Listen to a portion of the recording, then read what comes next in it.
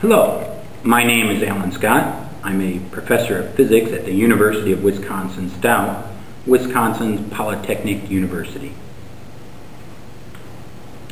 H.G. Wells once said, "History more and more becomes a race between education and catastrophe."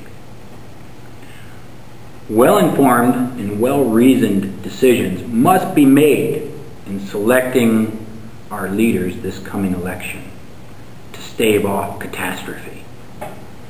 Science needs to be at the forefront of our mind when making these decisions. Let me make my case.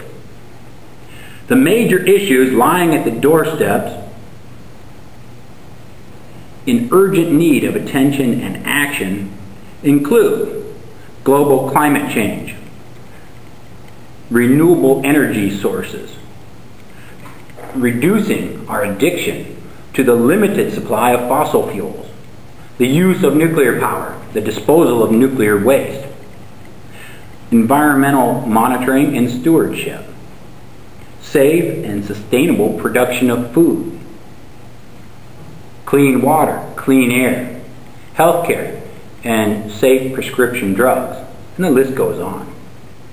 Surprisingly, at the foundation of many of these societal ills is overpopulation. But this is willfully ignored by the candidates because the average voter considers this a little nutty.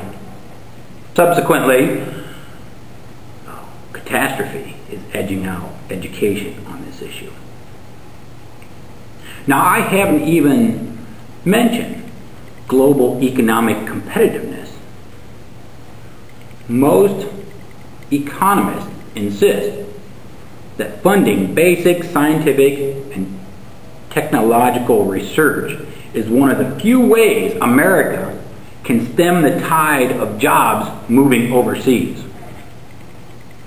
Wouldn't it be great if the candidates had strong interest in advancing green technologies to create jobs and to help the environment?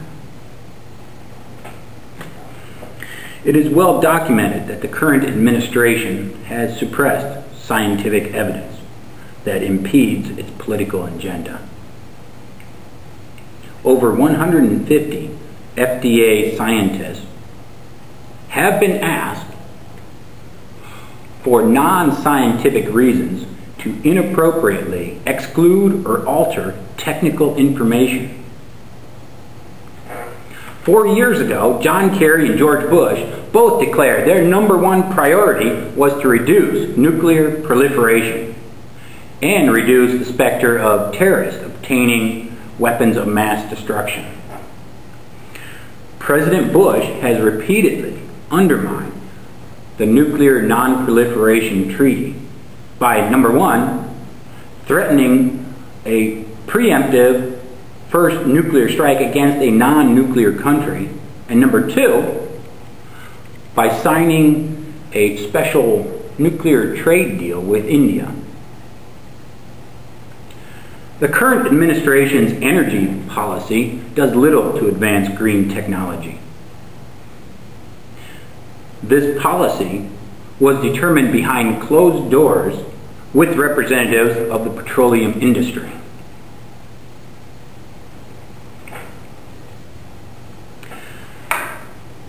Now, John McCain has taken good steps in the past on climate change and campaign finance reform. He needs commended for such measures. However, on whole, he doesn't break enough with the policies of the current administration to be good for science and good for the future of the country. His selection of Sarah Palin to be vice president was a marshaling of the right-wing political base, a base that often pushes science to the sidelines. I feel compelled to say that the level of lies and distortions dispersed unsparingly like poisonous spores over America by both political parties is nauseating. One would hope that the future president and their respective parties wouldn't have to stoop to such nonsense that treats the American voter as buffoons. To prove my point, take a glance at the web archives of the nonpartisan organization factcheck.org. The fact that people are watching this video helps flush my system of cynicism and gives me hope that we can chart a better course. This course is not going to be easy for the next president. Our economic system is in shambles from the over-leveraged, overinflated mortgage market. I liken this situation to California driving during a thick fog. No one slows down, but everyone can sense the perils of the situation. Eventually, a mass pileup occurs. Our economic system is imperfect. It needs regulated and improved. This transportation metaphor can be continued. Not only do people sometimes drive too fast, we can force our children to pay our insurance premiums. This whole mess can be cleaned up by simply adding to the astronomical national debt.